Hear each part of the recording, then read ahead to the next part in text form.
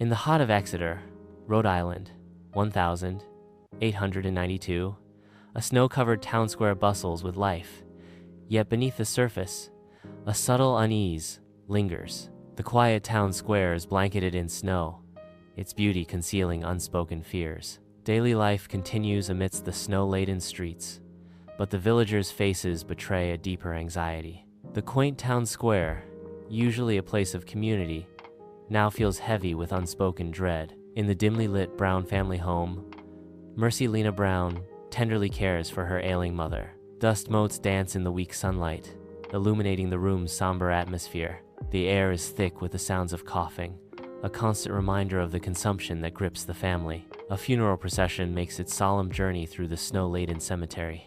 The stark white landscape mirrors the heavy heart as Mercy's mother is laid to rest. The somber atmosphere hints at the tragedies yet to come. As time marches on, Mercy dedicates herself to caring for her sister, watching helplessly as consumption tightens its grip. The Brown family home feels increasingly oppressive, each corner echoing with the family's fading hope. Grief blankets the room as Mercy's sister lies still, a haunting image of finality. Dim light casts long, dancing shadows, amplifying the despair. Unspoken sorrow fills the air, a suffocating reminder of repeated loss. The weight of the family's suffering presses down, mirroring the growing unease permeating the town. In Exeter Cemetery, Mercy's sister rests beside their mother, a stark testament to loss. A palpable unease settles among the townsfolk as they exchange worried glances, their whispers weaving tales of the Brown family curse. Edwin, frail and pale, sits weakly in the armchair, his body ravaged by consumption. A violent cough shakes Edwin's body, leaving a crimson stain blooming on his handkerchief. The blood blooms, a stark symbol of the relentless disease consuming Edwin and casting a dark shadow over the town.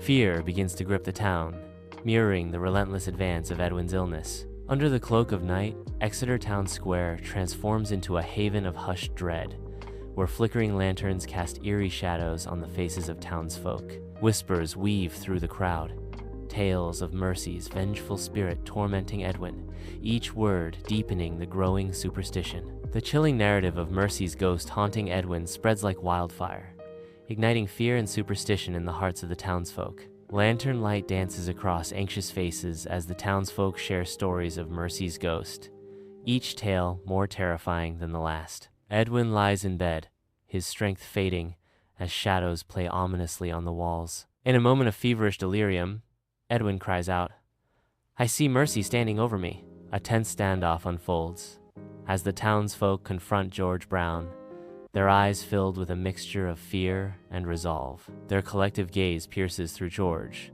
demanding action. "George, you must do something about Mercy." The accusation hangs heavy in the air. "She's a vampire, George. Edwin's life is in danger." The townsfolk demand George take action regarding his daughter, Mercy. George Brown grapples with his inner turmoil, his face a canvas of grief and conflict. He is a man torn between love and duty, his heart heavy with impossible choices. Under a somber March sky, the Brown family crypt looms, a silent sentinel of dread. Torches flicker against the cold stone, casting dancing shadows that heighten the townsfolk's fear. Armed with shovels, they gather, their faces etched with a mixture of dread and grim determination. The air crackles with unspoken tension, as if the very stones hold their breath. In the chilling darkness of the crypt, the townsfolk gather, their faces etched with a mixture of dread and morbid curiosity. A moment of hushed anticipation hangs heavy as they approach Mercy's coffin, the weight of the unknown pressing down on them. With a collective surge of effort, they pry open the coffin, the sound echoing through the silent crypt. The air grows thick with anticipation and dread as the coffin creaks open, revealing its secrets. The crypt air hangs heavy as Mercy's shockingly well-preserved body is revealed. Her face is flushed, blood still pooled in her heart. The townsfolk gasp in horror, fear gripping their hearts. They are convinced Mercy is a vampire. Under the cold gaze of day, the townsfolk gather, their faces etched with grim determination around a fire. In a moment of chilling finality, Mercy's heart and liver are removed. The organs are cast into the flames, a gruesome act that marks the end. Edwin, weakened and trembling, is coerced into consuming a tonic brewed from Mercy's ashes. His eyes dart wildly, reflecting sheer terror, yet he submits, swallowing the acrid mixture in a desperate gamble to lift the curse. A suffocating sense of false hope fills the room. 2 months later, despair fills the room as Edwin succumbs, despite the town's desperate efforts. A heavy blanket of hopelessness smothers any remaining flicker of hope. The crushing realization dawns.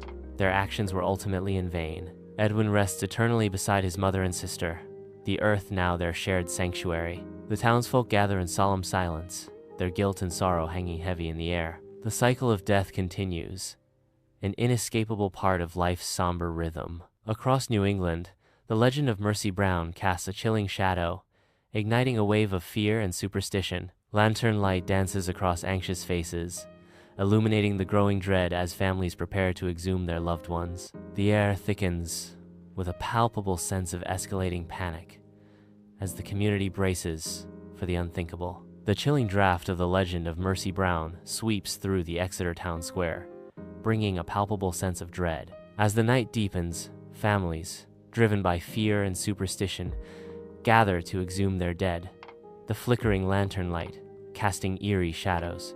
The palpable sense of escalating panic fills the air as the community prepares for a grim and unsettling task. Years later, a lone visitor stands silhouetted against Mercy's aged grave. With a tender gesture, they lay flowers and a note at the foot of the stone.